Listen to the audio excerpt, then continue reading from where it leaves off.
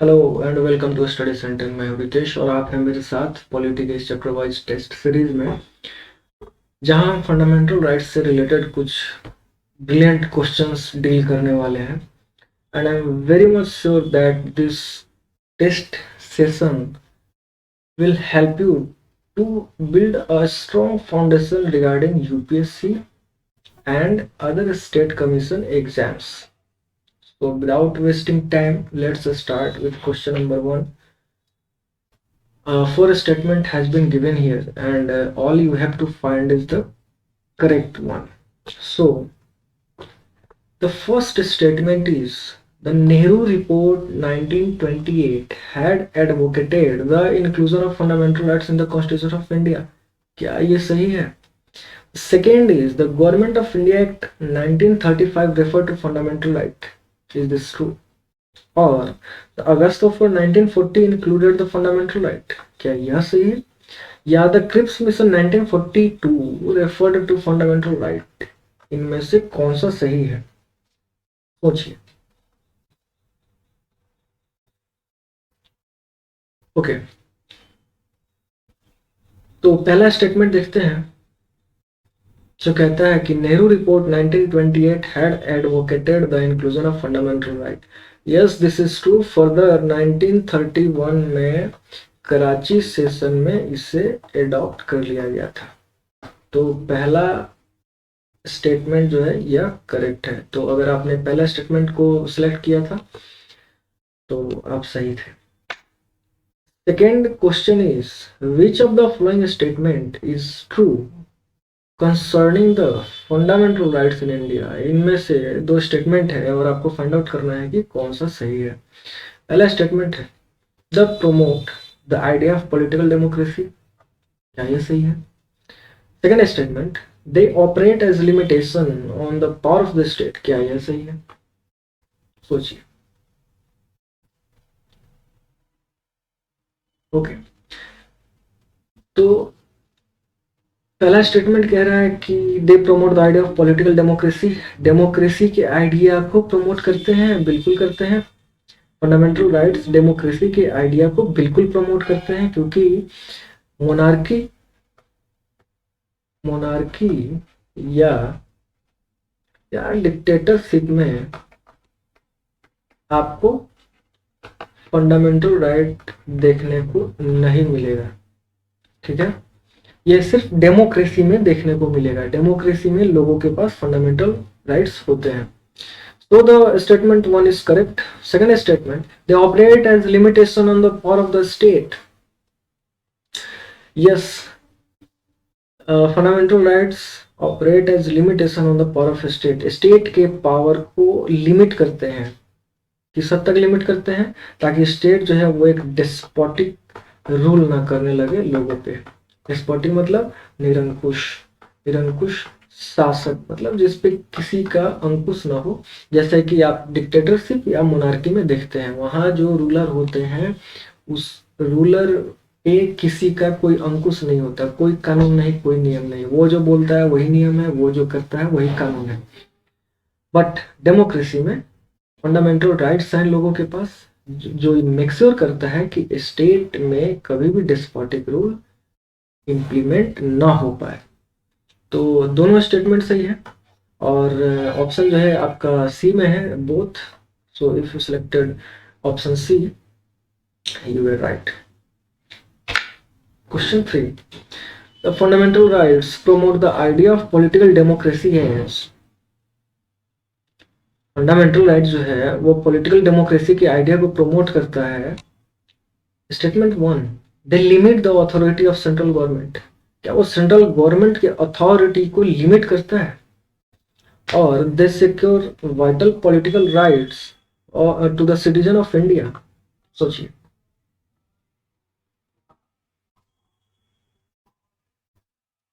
Okay, तो पहला statement ये है कि क्या fundamental right limit the authority of central government? Yes. पिछले क्वेश्चन में हमने देखा कि सेंट्रल गवर्नमेंट जो है, कोई भी गवर्नमेंट जो कि स्टेट आर्टिकल 12 के स्टेट डिफिनीशन के अंडर आता है, ठीक है। आर्टिकल 12 में जो स्टेट का डिफिनेशन है, सेंट्रल गवर्नमेंट उसके अंदर आता है, और सेंट्रल गवर्नमेंट के अथॉरिटी को लिमिट करता है। सेंट्रल गवर्नमेंट एक स्टेट जो है, स्टेट में डेस्पोटिक रूल इंप्लीमेंट ना हो, फंडामेंटल राइट मेक श्योर करता है। तो पहला सही है। सेकेंड जो है वो ये है कि they secure vital political rights to the citizen of India. क्या भारत के नागरिक को पॉलिटिकल राइट्स देते हैं फंडामेंटल राइट? यस, देते हैं वो। तो 1 भी सही है, 2 भी सही है, और ऑप्शन सी इसमें सही होगा। तो ऑप्शन सी आपने चुना था, तो आप सही थे। क्वेश्चन इसका जस्टिफिकेशन देख लेते हैं। क्वेश्चन 3 का जो है जस्टिफिकेशन है, कह रहा है कि they operate as limitations. Fundamental rights जो है वो लिमिटेशन का काम करते हैं। Limitation on what? On the tyranny of the executive and arbitrary laws of legislature. Legislature जो है निरंकुश न बन जाए, फंडामेंटल राइट्स मेक श्योर करते हैं। तो पहला हो गया लिमिटेशन, सेकेंड हो गया justiciable, fundamental rights are justiciable, दूसरा पॉइंट। एंड तीसरा पॉइंट हो गया fundamental rights are enforceable by the court of law. तो फंडामेंटल राइट्स से रिलेटेड ये 3 पॉइंट जो है काफी इंपॉर्टेंट है। They act as limitations, they are justiciable, and they are enforceable by the court for their violation. Second statement, rights such as equality to contest for political office, political office में contest करने के लिए जो right है, and rights against discrimination, this shows the political and social equality of citizen, and this is provided in fundamental right। तो इसलिए यहाँ जो है बोथ ये दोनों स्टेटमेंट सही है। Okay, learning. What if your fundamental right is violated? So the explanation is given here that an aggrieved person can directly, see the word, directly go to Supreme Court, which can issue the writs of habeas corpus. There are 5 writs, 5 writs। पहला जो है habeas corpus है, दूसरा जो है mandamus है, तीसरा जो है वो prohibition है, सॉरी ये 3 है, एंड चौथा जो है वो सर्टियररी है, एंड पांचवा जो है वो क्यो वारंटो है।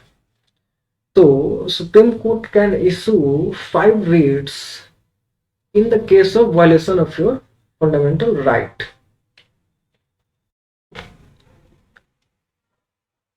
And next point is the fundamental rights are not absolute. तो पहला जो है फंडामेंटल राइट आपने पिछले क्वेश्चन में देखा कि वो लिमिटेशंस का काम करते हैं। They are enforceable, they are enforceable, they are justiciable, and they are not absolute. They are not absolute. ऐसा नहीं है कि फंडामेंटल राइट जो है उसका कोई लिमिट नहीं है, आपको लिमिटलेस फंडामेंटल राइट्स मिले हुए हैं। They can be repealed. Look at this. They can be repealed by Parliament through Amendment Act, and they can also be suspended during the national emergency. National emergency जब लगेगा तो आपके fundamental rights को suspend किया जा सकता है। Exception में 2 आर्टिकल्स हैं, आर्टिकल 20 एंड आर्टिकल 21। ठीक है, तो ये 2 आर्टिकल जो हैं इसको किसी भी सिनेरियो में सस्पेंड नहीं किया जा सकता है। किसी भी सिनेरियो में ये सस्पेंड नहीं होगा। बाकी सारे फंडामेंटल राइट्स जो है वो सस्पेंड हो सकते हैं in case of national emergency. Okay, so question 4, which of the following prevent the establishment of an authoritarian and despotic rule in the country, operates as limitations on the arbitrary laws of the legislature and protect the liberties of the people against the invasion by a state? Basically ये कह रहा है कि state के invasion को, state जो है वो पीपल के, लोगों के लिबर्टीज को अगर इन्वेड करे तो उससे बचाने के लिए इन चार ऑप्शंस में से किस प्रोविजन का यूज कर सकते हैं, कॉन्स्टिट्यूशन में किन चीजों के बारे में ये चार जो है किसका यूज कर सकते हैं पीपल के लिबर्टीज को प्रोटेक्ट करने के लिए from the invasion by state. सोचिए। ओके, सो डीपीएसपी, क्या डीपीएसपी का यूज कर सकते हैं to protect the liberty of people against state invasion?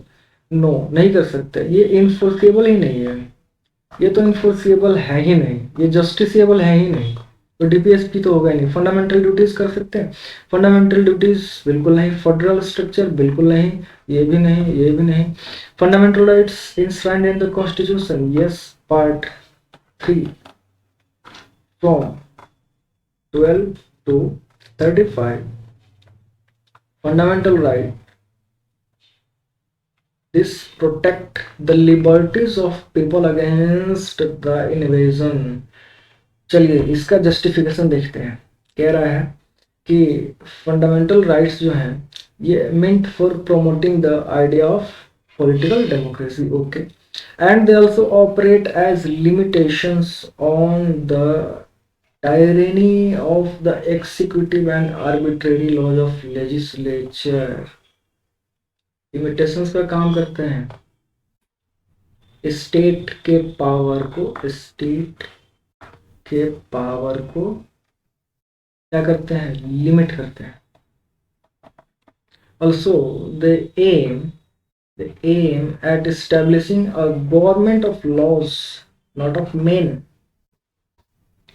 and they are fundamental in sense, fundamental rights जो है they are fundamental in sense, वो इस सेंस में है that they are most essential for all round development, that is materialistic development of an individual, intellectual development of an individual, moral and spiritual development of an individual। तो एक individual को अपना spiritual, moral, intellectual and materialistic development करने के लिए fundamental rights चाहिए होते हैं, ठीक है।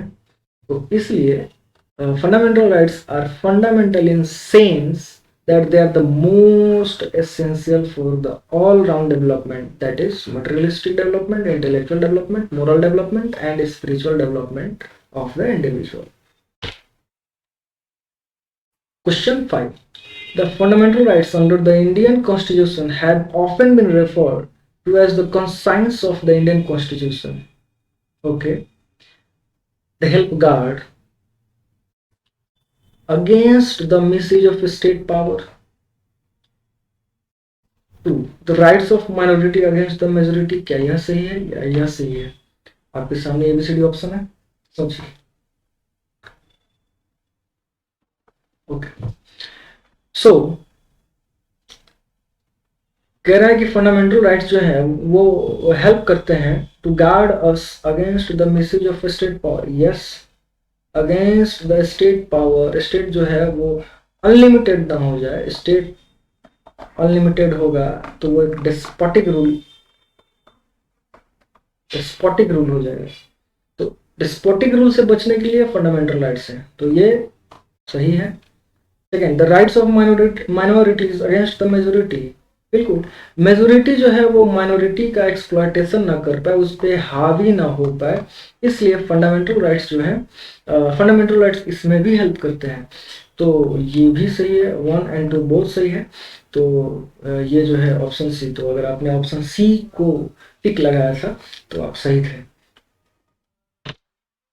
Okay, justification, statement 1, fundamental rights protect citizen against the arbitrary, क्या करता है, प्रोटेक्ट करता है against arbitrary and absolute exercise of power by the state।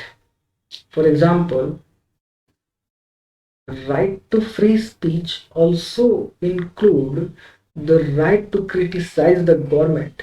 Right to freedom जो है, right to freedom of speech जो है, ये आपको गवर्नमेंट के जो है, गवर्नमेंट के क्रिटिसिज्म का भी राइट देता है। गवर्नमेंट का जो है क्रिटिसिज्म जो है वो कंस्ट्रक्टिव क्रिटिसिज्म होना चाहिए। देखिए फ्रेंड्स, क्रिटिसिज्म जो है वैसे भी किसी भी हाल में कंस्ट्रक्टिव क्रिटिसिज्म ही होना चाहिए, किसी का भी हो, whether it is a government और जो भी हो। तो क्रिटिसिज्म जो है वो हमेशा कंस्ट्रक्टिव होना चाहिए। तो आप गवर्नमेंट को क्रिटिसाइज कर सकते हैं, ये अधिकार जो है आपको right to freedom of speech 19(1) में मिलता है। आर्टिकल 19(1) में right to freedom of speech and expression मिलता है। नेक्स्ट पॉइंट जो है ये कह रहा है कि the right to life and liberty, the right to life and liberty means the state cannot take away one life without a valid law। बिना एक वैलिड बिना एक वैलिड लॉ के स्टेट जो है किसी के पर्सनल लाइफ और लिबर्टी को वायलेट नहीं कर सकता है। एंड सेकेंड जो है rights of minority against majority. तो यहाँ पे कह रहा है कि for example article 29 to 30 provide minorities with the right to conserve their religion and cultural heritage। अब देख रहे हैं कि आर्टिकल 29-30 जो है ये माइनॉरिटीज के लिए है। ये फंडामेंटल राइट जो है ये माइनॉरिटीज को मिलता है अपने रिलीजन प्लस कल्चरल हेरिटेज को प्रोटेक्ट करने के लिए। Next question, question 6, fundamental rights form an integral part of Constitution of India. Which of the following is correct? Okay. So the first statement is fundamental rights are referred to as conscience of Indian Constitution। क्या यह सही है? बिल्कुल सही है। This is the conscience of Indian Constitution। ये सही है। Second, the fundamental rights protect citizen against the arbitrary and absolute exercise of power by state। Yes, it protect। Third, the constitution guarantees the right of individual against the state। ठीक है, यहाँ तक तो ठीक है। But not against other individual, सिर्फ state के against protect करता है, क्या किसी इंडिविजुअल के अगेंस्ट नहीं करता है। तो ये जो है अभी करंट में चल रहा है, ये न्यूज़ सुप्रीम कोर्ट ने इस पे जो है नया जो है डिसीजन भी दिया है कि स्टेट में इंडिविजुअल को भी जो है शामिल किया जाएगा। ठीक है, तो ये जो है करंट अफेयर्स में भी चल रहा है, करंट न्यूज़ में भी जो है ये चल रहा है, तो ये भी सही है। और वैसे भी आर्टिकल 12 में स्टेट का जो डेफिनेशन है उसमें प्राइवेट इंडिविजुअल्स भी जो है वो आ जाते हैं। तो ये तीनों स्टेटमेंट सही है, तो ये डी है करेक्ट ऑप्शन। तो अगर आपने डी लगाया है ऑल ऑफ द अबव, यानी कि जो है तीनों स्टेटमेंट सही है, अगर आपने डी लगाया है तो बिल्कुल सही थे। Question 7, which of the following article of the Indian Constitution provides a safeguard against the excesses of the legislature and the executive? Article 13, Article 19, 21, 32। सोचिए। ओके, तो क्वेश्चन जो है वो कह रहा है कि लेजिस्लेचर के एक्सेसेस से इनमें से कौन सा बचाता है? safeguard against the excesses of legislature। Article 13, judicial review।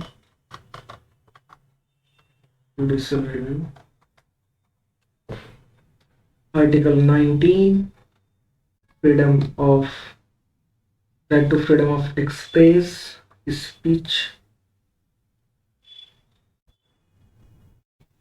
speech and expression। 21, right to personal liberty। and 32, constitutional remedies। तो जुडिशियल रिव्यू जो है ये भी चेक करता है कि लेजिस्लेचर जो है वो कहीं ऐसा कोई लॉ तो नहीं बना रही जो कि फंडामेंटल राइट्स के अगेंस्ट हो। तो अगर कोई ऐसा लॉ या एक्ट बनता है जो फंडामेंटल राइट्स के अगेंस्ट चला जाए तो वो नल एंड वाइड हो जाएगा, ये आर्टिकल 13। तो क्या ये सेफगार्ड है? बिल्कुल है। Article 19 freedom of speech and expression. Government जो है, अगर गवर्नमेंट कुछ ऐसा कर रही है जो खिलाफ में है फंडामेंटल राइट के, तो क्रिटिसिज्म जो है ये भी एक सेफ गार्ड ही है। आप जो है अपने एक्सप्रेशन को जो है आप अपने जो है आप जो सोच रहे हैं उसको एक्सप्रेस कर सकते हैं। तो freedom of express and speech. Article 21 right to personal liberty, personal sorry personal liberty, right to life and personal liberty, ये जो है सेफगार्ड है, बिल्कुल है। And article 32 which is remedies, तो इसमें जो है ये भी सही है। तो ऑप्शन जो है करेक्ट ऑप्शन डी हो जाएगा। अगर आपने डी लगाया था तो आप जो है बिल्कुल सही है। आइए इसका एक्सप्लेनेशन लिख लेते हैं। तो article 13 gives judiciary the power to review what? The legislative act and administrative rule और legislative act को checks and balance करता है आर्टिकल 13। आर्टिकल 19 जो है वो freedom of speech and expression है, and which can be used to criticize the wrongdoings of the government. Article 21 safeguard the lives of citizen against arbitrary executive action. तो ये जो है safeguard है ना, right to life and personal liberty जो है article 21 में रहता है। एंड आर्टिकल 32 जो है it provides constitutional remedies and there are 5 reads। Constitutional remedies में जो है 5 रीट्स हैं जो कि जुडिशरी को ये पावर देता है to correct excesses that have led to violation of the fundamental right. So in case of violation of your fundamental right, you can directly approach to Supreme Court or High Court to restoration of your fundamental right by appealing a writ petition, which is habeas corpus, mandamus, prohibition, certiorari and quo warranto। ये 5 रीट्स हैं। Next article question 8। So the question 8 is the guarantor and defender of the fundamental right of the Indian citizen is, भारतीय नागरिकों को जो fundamental rights मिले हैं उसका guarantor और डिफेंडर कौन है? क्या वो प्रेसिडेंट है, क्या वो सुप्रीम कोर्ट ऑफ इंडिया है, क्या पार्लियामेंट है, या नेशनल ह्यूमन राइट कमीशन है? सोचिए। ओके, तो प्रेसिडेंट जो है वो guarantor and defender fundamental right का नहीं है, तो ये जो है गलत हो जाएगा। पार्लियामेंट गारंटर एंड डिफेंडर नहीं है। पार्लियामेंट जो है वो गारंटर नहीं है फंडामेंटल राइट का। उसके लिए जो है supreme court is the guardian, guarantor, defender और interpreter of the fundamental right. National human right commission जो है ये भी नहीं है।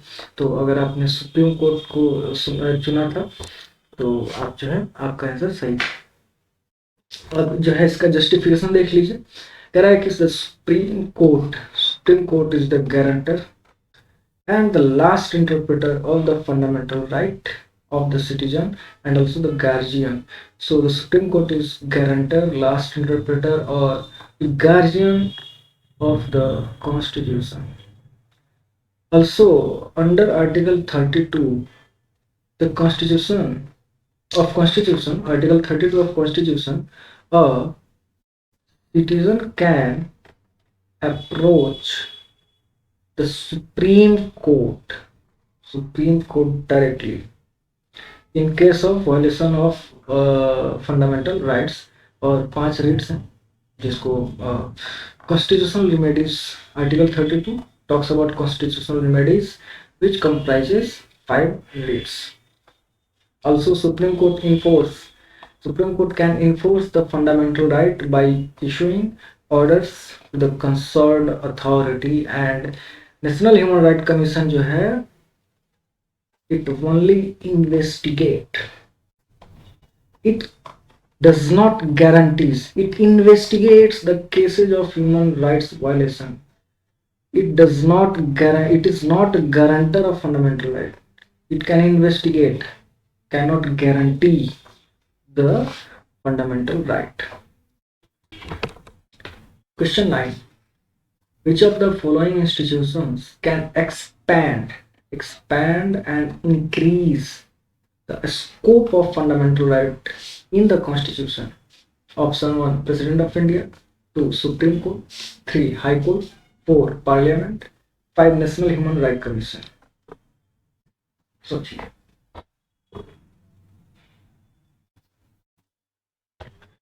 चलिए इसका एक्सप्लेनेशन देखते हैं। तो कह रहा है कि इन matter of constitutional amendment, that is amending fundamental right, the president is mere rubber stamp. So statement 1 is incorrect.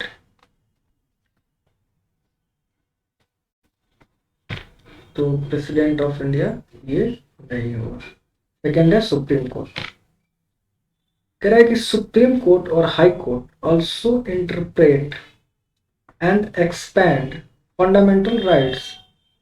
Example, Delhi High Court gave a judgment on lesbian, gay, bisexual and transgender, which is LGBT in short form, community by declaring section 377 IPC as unconstitutional. IPC 377 जो है इसको unconstitutional declare कर दिया गया। ठीक है, तो ये बिना किसी अमेंडमेंट के हुआ। तो सुप्रीम कोर्ट और हाई कोर्ट जो है वो फंडामेंटल राइट्स के स्कोप को घटा या बढ़ा सकती है। तो सुप्रीम कोर्ट और हाई कोर्ट दोनों होगा। नेक्स्ट है, supreme court has expanded the meaning of right to life and liberty, article 21, which now also covers right to safe environment, right to dignity, all this without any formal amendment of constitution में बिना amendment किए supreme court ने ये जो है add on किया कि article 21 जो कि है right to life and liberty, it also cover right to a safe environment. तो right to a safe environment ये जो है आर्टिकल 21 के अंदर बाय डिफॉल्ट आएगा। इसको कौन कहा? सुप्रीम कोर्ट ने कहा।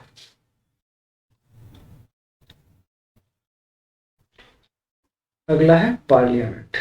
देखिए, parliament can directly amend, Parliament can amend the constitution and expand the scope of fundamental right. So statement 4 is correct. कर सकते हैं ना, पार्लियामेंट तो अमेंडमेंट कर सकता है, तो पार्लियामेंट भी सही हो जाएगा। एंड लास्ट में, national human right commission does not have such power. It can recommend the government some steps to improve the situation of human rights, but it can recommend or it can investigate, recommend or investigate.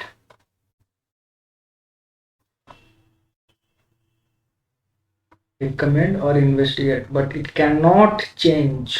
तो national human right commission नहीं होगा। तो यहाँ पे जो है 2, 3 and 4 option जो है यहाँ 2, 3 and 4 ऑप्शन बी करेक्ट होगा। तो अगर आपने ऑप्शन बी चुना था तो आप सही थे। नेक्स्ट क्वेश्चन जो है वो है which of the following rights under part 3 of the constitution of India. Constitution of India में पार्ट 3 में इनमें से कौन सा कवर अप होता है। तो पार्ट 3 आप जानते हैं क्या है। पार्ट 3 जो है वो फंडामेंटल राइट्स के बारे में बात करता है। तो पहला ऑप्शन जो है वो राइट टू वोट है, दूसरा जो है वो एजुकेशन है, एंड तीसरा जो है वो राइट टू इंफॉर्मेशन है। सोचिए। चलिए इसका एक्सप्लेनेशन देखते हैं। कह रहा है कि right to vote is a constitutional right. Right to vote is a constitutional right, article 326। Okay, तो फंडामेंटल राइट जो है ये 12 to 35 है, बट यहाँ राइट टू वोट जो है ये तो आर्टिकल 326 दे रहा है, and 326 is out of part 3, part 3 से बाहर का है। तो राइट टू वोट जो है ये कॉन्स्टिट्यूशनल राइट है, फंडामेंटल राइट नहीं है। फंडामेंटल एंड कॉन्स्टिट्यूशनल दो राइट्स हैं। फंडामेंटल डायरेक्टली आप सुप्रीम कोर्ट और हाई कोर्ट जा सकते हैं, बट कॉन्स्टिट्यूशनल राइट्स जो है, कॉन्स्टिट्यूशनल राइट के वायलेशन पे आप डायरेक्ट सुप्रीम कोर्ट और हाई कोर्ट नहीं जा सकते हैं। फंडामेंटल राइट्स के वायलेशन पे आपको 5 रेट्स, आर्टिकल 32 में 5 रेट्स का प्रावधान है, जबकि कॉन्स्टिट्यूशनल राइट्स के वायलेशन पे आपको जो है रीट पावर नहीं मिलेगा, और आपको जो है ये कॉन्स्टिट्यूशनल राइट हनन होने पे आर्टिकल 32 कवर नहीं करता है। ये सिर्फ फंडामेंटल राइट्स के लिए है। तो right to vote constitutional right है, वो फंडामेंटल राइट नहीं है। राइट टू वोट नहीं होगा। राइट टू एजुकेशन, चलिए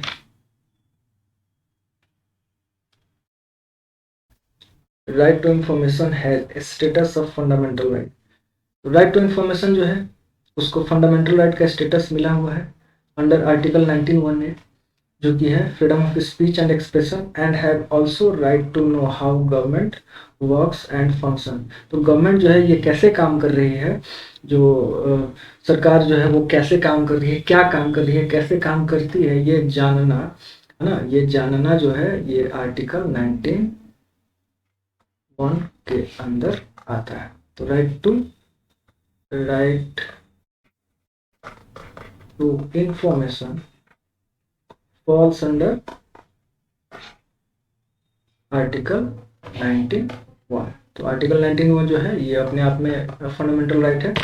तो राइट टू इंफॉर्मेशन हो जाएगा, और राइट टू एजुकेशन तो है ही। Right to education of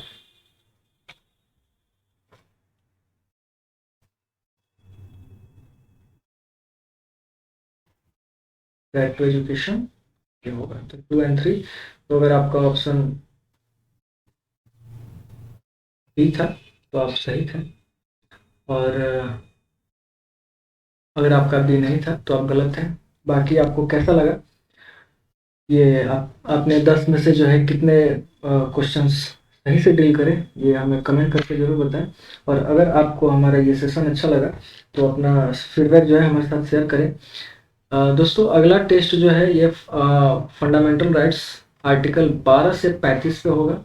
next test जो है आर्टिकल 12 to 35 होगा, और उसके बाद जो है रीड्स पे कुछ क्वेश्चंस आएंगे। तो बने रहिए, मिलते हैं अगले क्लास में। जय हिंद।